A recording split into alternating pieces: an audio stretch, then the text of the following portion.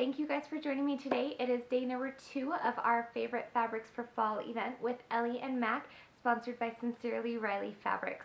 So today we are going to be talking about 2 really wonderful textured knits for your fall sewing, and that is going to be our waffle knits and our rib knits.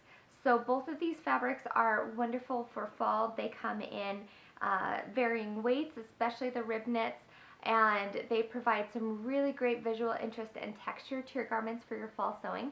We will go ahead and get started in here in just a second, but I wanted to let you know any of the patterns that I mentioned today are going to be from Ellie and Mac, so that's ellieandmac.com. All of those patterns are really fun, and we'll talk about some different ones that these will be perfect for. And all of our fabrics today are sponsored by Sincerely Riley, so go ahead and hop on over to her website. She is doing a huge sale this week to coordinate with our Fabrics of Fall event, and so you can get some really amazing deals on all of the fabrics that you need for your fall sewing. All right, let's go ahead and get started. For composition for these fabrics, I looked on Sincerely Riley's website, and you can go on her website and look at each fabric listing and see what the composition of the fabric is, unless you're getting a mystery box, and then you're not going to get those compositions, obviously, because it's a whole box of a bunch of different types of fabrics. But what we are talking about today, these fabrics are going to be rayon spandex blends. Now, the rib knit actually says in the listing that it is viscose, and I will let you know viscose is rayon, so hopefully that's not too confusing for anybody. But you're not going to have the the fabric sensitivity with these textured fabrics that you are going to have with a typical rayon spandex. There are a couple variations that you're going to find on your rib knits. Now right here I've got just a tiny scrap of the top that I made that's left over, and you can see it is a lighter weight. Now I do have a window right behind me, so this fabric is not actually see-through when you put it on. You can just see the light coming through. You can tell in the top that I'm wearing that you don't have any see-through, but you can see it's nice and lightweight. You've got a really lovely drape and everything. And then a variation on this fabric is going to be a brushed waffle knit.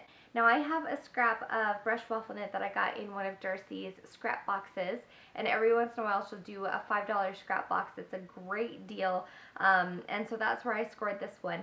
And what happens is the fabric is actually brushed, and so it creates this really yummy, soft, cozy, fuzzy texture on the top of the fabric. Now rib knits, on the other hand, come in a broader range of weights. So this one, for example, is actually a heavier weight rib knit. It's going to be a thicker fabric, and it's got a really beautiful raised texture. I'll pop another picture here that will show you. And it's got really deep kind of chasms between all of the ribs, so it gives a fun dimension. Now, a lot of people recommend rib knits specifically for bands and cuffs, and I'll show you a couple of things, different applications today with rib knits. So I also used the rib knit that I have in this top for a band on this sweater. Now this is the High Hopes Dolman, and I really love this because I use it I cut the slouchy neckline, so it's going to be a little bit slouchy, but it does have enough recovery in that band. The sweater knit itself doesn't have the recovery, but the rib knit does, to hold it up so it's not going to fall down.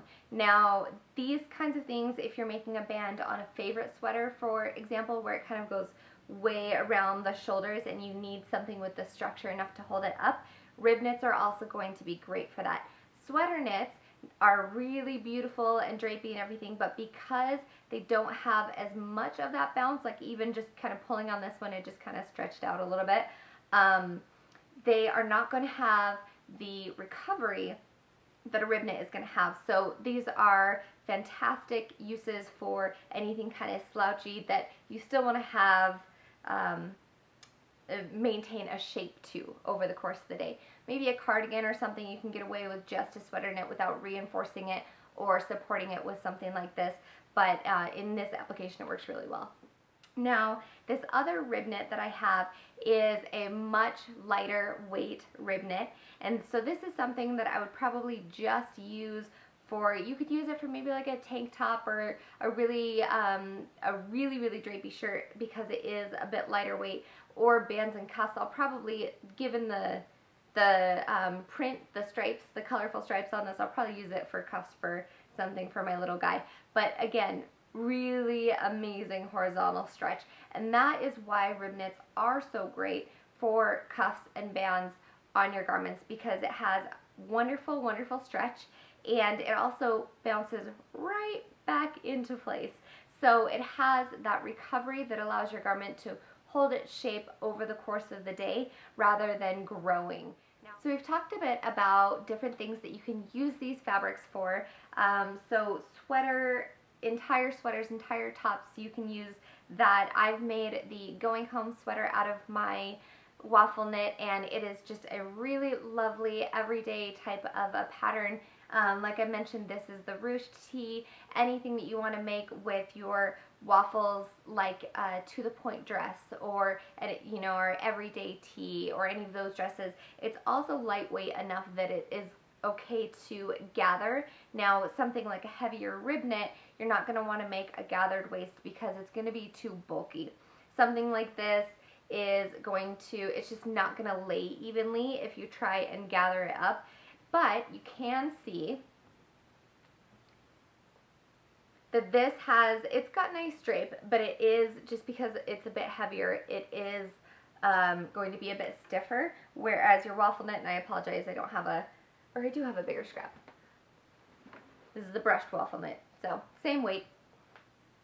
Really fantastic drape, just really nice and flowy. And again, I'm just sitting in front of a window. This is not going to be super see-through unless you are putting any kind of stretch on it.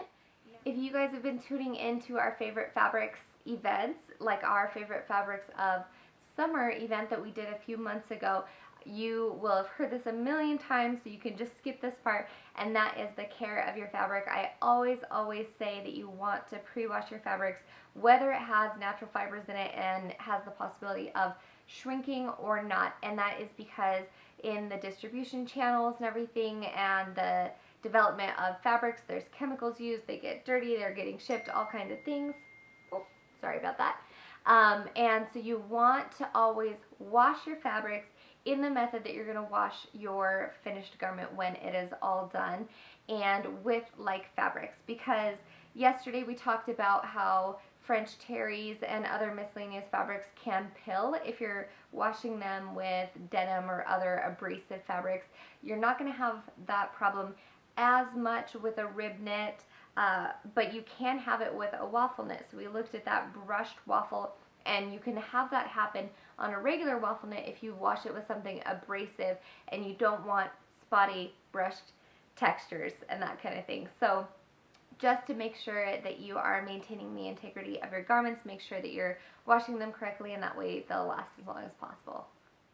So we had a shorter video today, but I hope that you got some good information about rib knits and waffle knits and are excited about using them for your fall sewing. And I absolutely love the texture that these fabrics bring into your garments, and I highly recommend checking out Sincerely Riley. She's got some beautiful colors, beautiful variations, and like I said, if you are catching this video during our Facebook event in the Ellie and Mac group, then you can go ahead and hop on over to Sincerely Riley. She's coordinating a huge sale for this event, and she is doing mystery boxes, just blowout prices on mystery boxes. So what's fun about those is you can get just a big variety of different fabrics to play with, and it helps you broaden those horizons and play with some different types of fabrics, that kind of thing. And I really enjoy making these videos. I hope they're helpful to you. So thank you so much, and we will see you tomorrow for day 3 of our favorite fabrics for fall.